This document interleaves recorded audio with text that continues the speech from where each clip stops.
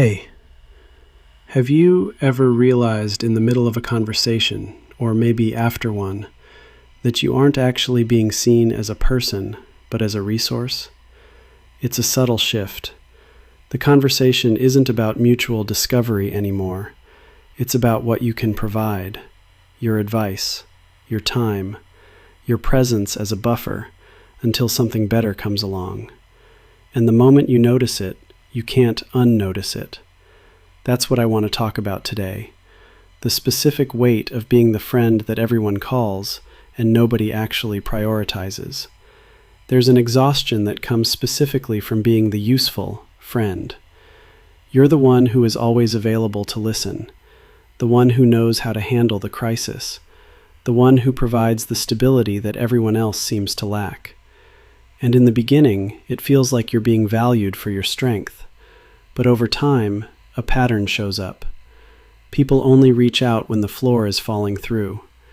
They call you when they need to be talked down from something, when they need someone to help them navigate a mess they've made. And as soon as things stabilize, the phone goes quiet. You've become an asset rather than a companion, used for your emotional output rather than known for your humanity. When you're in a room with these people, you can feel them leaning on you, but there's nowhere for you to lean back. You're the person who holds the space, but nobody is holding any space for you. We don't talk about the resentment this creates because it feels selfish to want something back. We're told that real friendship is selfless, so we swallow the frustration and keep showing up. But notice the weight you carry after those interactions. You leave the conversation feeling empty, mined for parts. You realize that if you stopped being helpful, if you stopped being the one with the answers, the one who always says yes, the connection would likely dissolve. You're not being loved for who you are. You're being kept around for what you give. A transactional arrangement wearing the costume of an intimate bond. Then there's the feeling of being the second choice, the space filler, the friend people call when their real plans fall through. You're the person they spend time with when they're bored, or when the person they actually wanted to see isn't available. You can feel it in how the invitation arrives, last minute, or framed with a casualness that tells you, you weren't the first thought. You're the placeholder keeping the silence away until the preferred option becomes available again. It's a subtle, biting kind of rejection. You're in the room, you're participating, but you're a temporary occupant of the chair. You see the way their eyes move when someone else walks in, the way they're checking their phone for a different signal. Your presence is a buffer against their own loneliness, not a genuine desire for yours. We often go along with this role because we're afraid that being a placeholder is better than being nothing at all. At least we're included. But the energy it takes to pretend you don't notice the pecking order is immense. You're performing satisfaction while privately clocking every small signal that confirms your position at the bottom of the list. And at some point you start to wonder, what would actually happen if you just stopped being there to catch the crumbs? We have to look at the bill we never send. Every time you fill a space for someone else, every time you listen to the same 3-hour complaint, every time you solve the same recurring crisis, you're spending a part of your own life that you won't get back. We treat our energy like it renews automatically, but it doesn't. Every hour spent being a placeholder for someone else is an hour you didn't spend being yourself.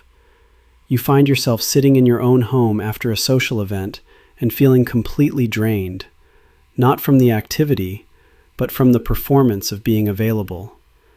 You spent the whole evening managing someone else's emotions, providing the background presence for their life, and now you have nothing left for your own. You look at the people you call friends and realize most of them don't know what you're actually struggling with. They haven't asked. And they haven't asked because knowing would mean they'd have to stop being the one who is served and start being the one who serves. This is what happens when your strength becomes a reason for people to ignore your humanity. You're the steady one in their storm. But nobody is looking at how much the steadiness is costing you. You're trading your own peace for the privilege of staying in circles that only value you when you're on. Despite what we say about unconditional friendship, almost every social circle runs on a silent ledger. We're all tracking. Who reached out last? Who paid last time? Who did the favor? Who showed up? But for the resource friend, the ledger is always lopsided. You're always in the green. Everyone else is in the red. And the debt never gets repaid, not because people forget, but because they were never planning to balance the scales. They were planning to keep using the line of credit you extended. Notice what happens when you stop being the one who gives. When you say, no. When you're the one who needs the help. The reactions aren't supportive. There's a hint of annoyance, a sudden busyness that wasn't there before. The arrangement has been interrupted. And because you're not fulfilling your role, you've suddenly become a problem. This is the moment where you see the connection clearly for what it is. Not love, not loyalty, a ledger. And you were the only one keeping it honestly. This realization is disorienting. You look back at years of shared moments and wonder how much of it was real. Was the laughter genuine, or just the grease that kept the exchange running? You've been the accountant of your own exploitation, keeping the books for people who don't care if you're solvent. Eventually, the weight becomes too much, and you start to pull back. Not with an announcement, not with a long explanation. You just stop filling the gap. You stop being the first one to reach out. You stop being the one who solves it. You stop being the placeholder. And this is one of the most honest moments of your life, but it's also where the guilt lives. Because you're so used to being the pillar that the act of just being a person feels like a betrayal. But as you step back, something remarkable happens. The world doesn't end. The people who were using you simply find a different placeholder. They find someone else to listen to the 3-hour complaint, someone else to be the second choice. And the realization that you were that easily replaced is a sharp, clean pain. But it's also a kind of freedom. Walking away from transactional circles doesn't make you a bad friend. It makes you a person who finally got honest about their own limits. You don't need a guide for finding better people. You just need to acknowledge what the placeholder role actually was, and give yourself permission to leave the chair empty.